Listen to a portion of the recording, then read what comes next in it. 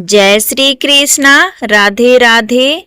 आज सुनिए कार्तिक पूर्णिमा की व्रत कथा। शिव ने जिस दिन त्रिपुरासुर का वध किया था उस दिन कार्तिक मास की पूर्णिमा तिथि थी, इसलिए इसे त्रिपुरारी पूर्णिमा भी कहते हैं।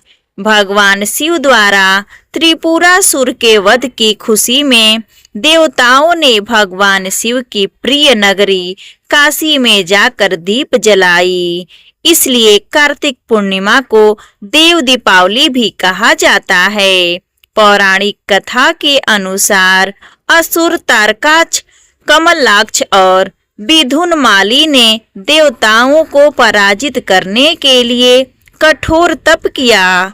उनके कठोर तप से प्रसन्न होकर ब्रह्मा जी ने उनसे वरदान मांगने को कहा। तीनों ने अमर होने का वरदान मांग लिया, लेकिन ब्रह्मा जी ने इसे अस्वीकार कर दिया। तब ब्रह्मा जी ने उनसे कोई और वरदान मांगने के लिए कहा।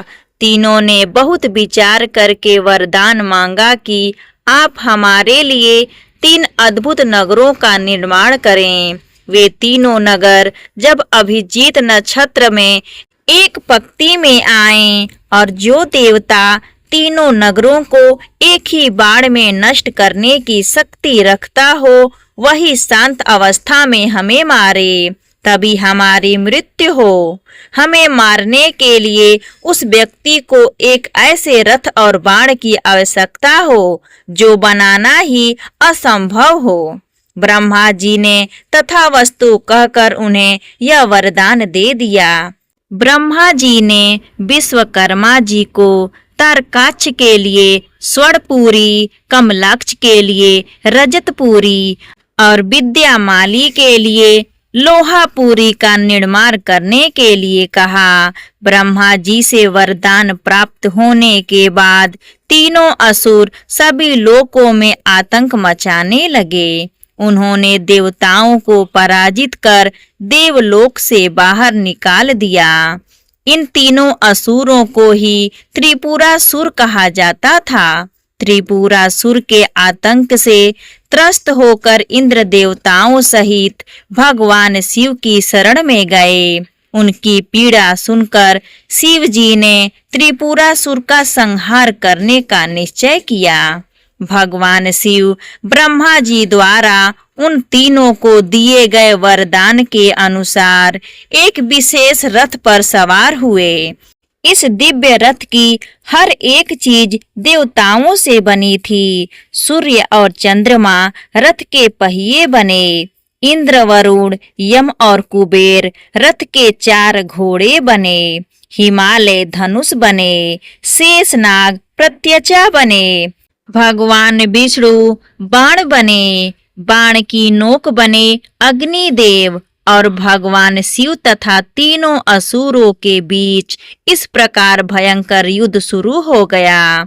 अभिजीत नक्षत्र में तीनों नगरों के एक पंक्ति में आते ही भगवान शिव ने अपने बाणों से तीनों नगरों को जलाकर भस्म कर दिया और इस प्रकार तीनों असुरों का अंत हो गया और आकाश में उसके सारे नगर भस्म होकर धुएं में विलीन हो गए। तब समस्त सृष्टि ने एक दीर्घ श्वास जैसी राहत महसूस की। महादेव शांत भाव से काशी के मणिकर्णिका घाट पर विराजमान हुए, जहां गंगा की लहरें स्वच्छ, शांत और चांदनी में रजत सी चमक रही थी। उसी समय स्वर्ग लोक के द्वार खुलते हुए प्रतीत हुए। ब्रह्मा जी हंस पर, श्री विष्णु गरुड़ पर, इंद्र ऐरावत पर और अप्सराएं, गंधर्व, यक्ष, सिद्ध सब काशी में अवतरित हो गए। देवताओं के नेत्रों में हर्ष, कृतज्ञता और आश्चर्य था, जैसे पहली बार वे धर्म की विजय को इतने समीप से देख रहे हों।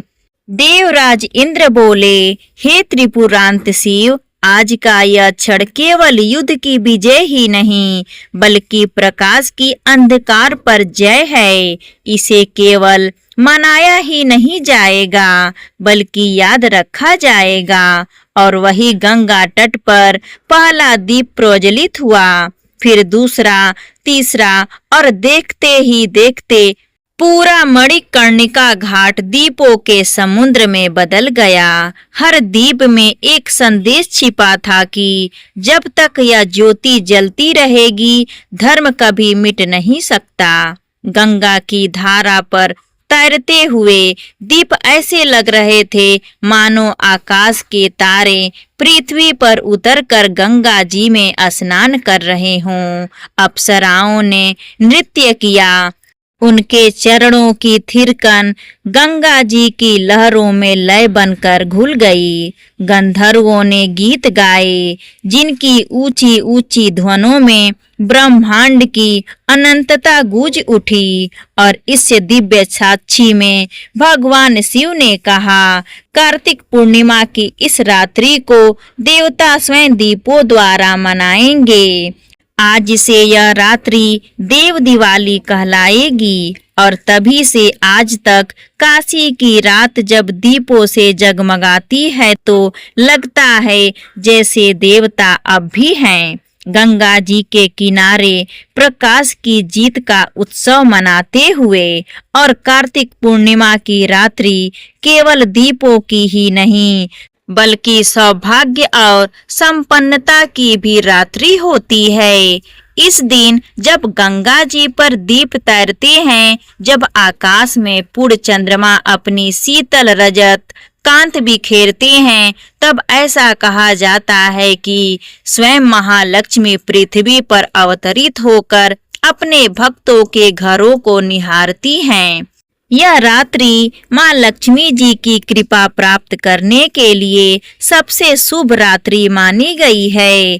शास्त्रों में वर्णित है कि जहाँ भाव भक्ति और पवित्रता हो, वहाँ लक्ष्मी जी स्वयं वास करती हैं। इसलिए आज इस पावन रात्रि में जब प्रेम और श्रद्धा से माँ लक्ष्मी जी की भी पूजा की जाती है, दीप जलाए जाते हैं और लक्ष्मी माता की कथा सुनी जाती है, तो घर में केवल धन नहीं बल्कि सुख शांति और अस्थाई समृद्धि का वास हो जाता है।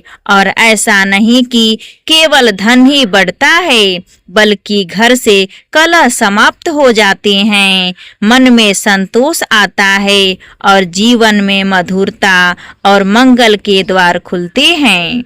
कहा गया है, धन तो आया जाया करता है, पर अस्थाई लक्ष्मी केवल वहीं ठहरती हैं जहां मन शुद्ध, वाणी मधुर और हृदय भक्तिमय हो। इसलिए कार्तिक पूर्णिमा की यह रात्रि केवल एक पर्व नहीं, यह लक्ष्मी जी को आमंत्रित करने का एक दिव्य अवसर है। तो आइए अब सुनते हैं माँ लक्ष्मी जी की कथा।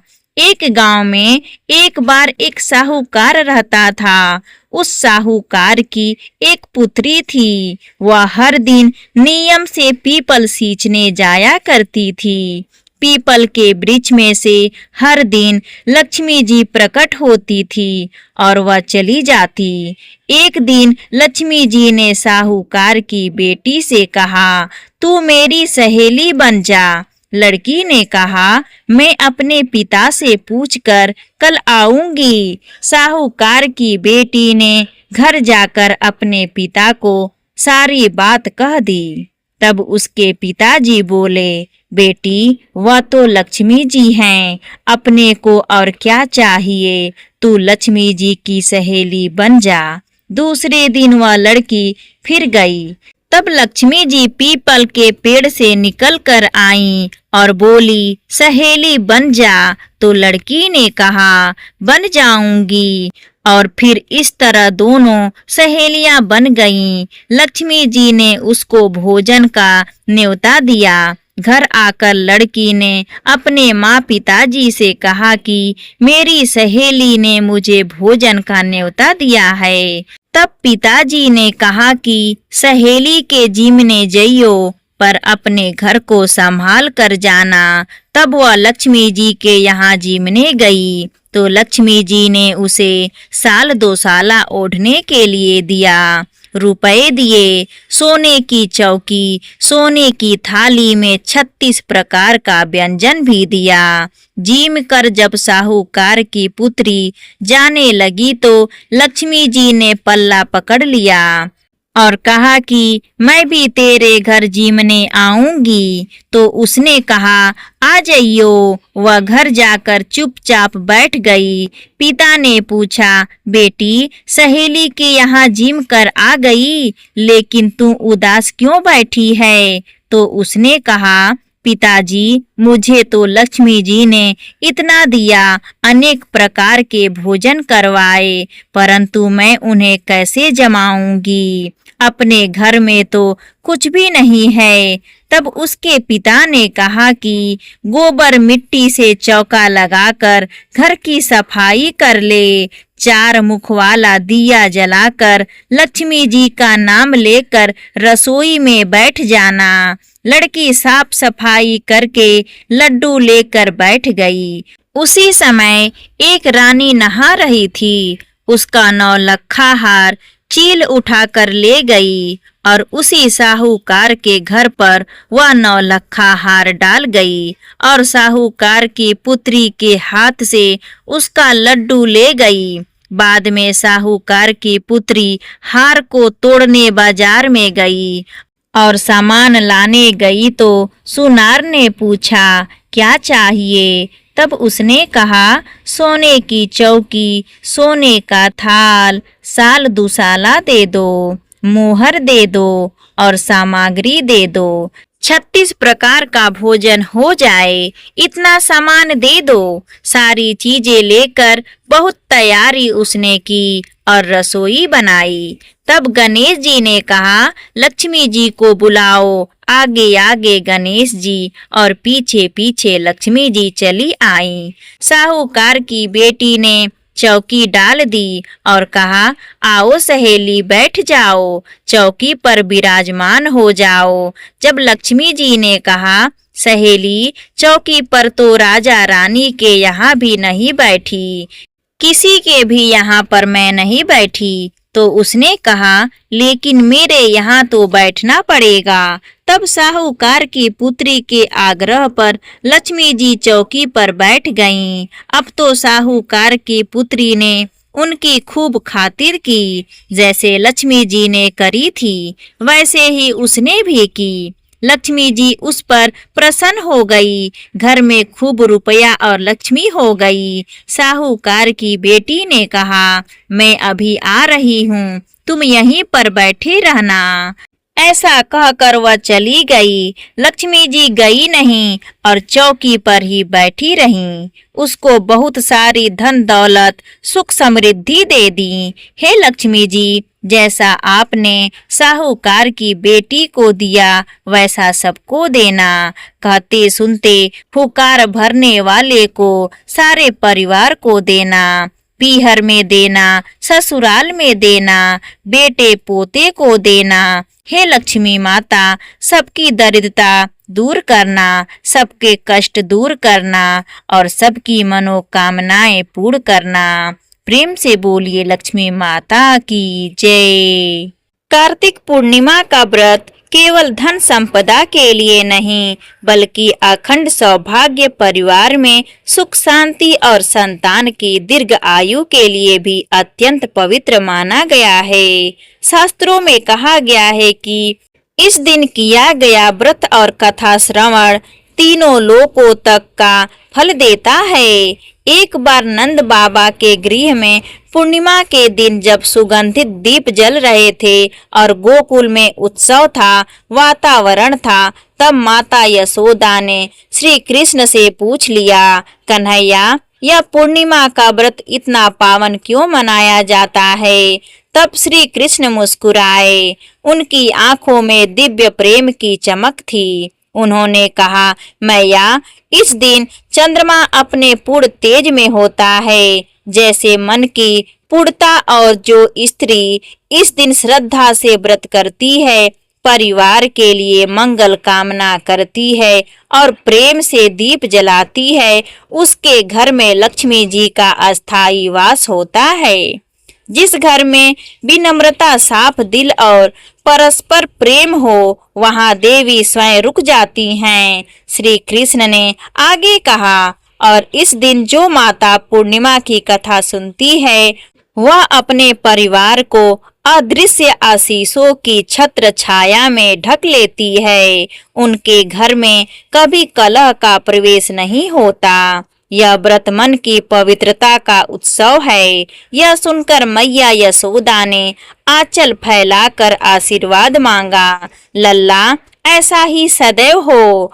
और उसी क्षण गोकुल की हवाओं में शांति, प्रेम और पूर्णता का सुकुमार स्पर्श महसूस हुआ। तो यह थी पूर्णिमा व्रत की कथा। अगर आपको यह कथा अच्छी लगी हो तो प्लीज हमारे चैनल को सब्सक्राइब करें, वीडियो को लाइक करें, अपने दोस्तों के साथ, अपने परिवारों में ज्यादा से ज्यादा इस वीडियो को शेयर करें। धन्यवाद।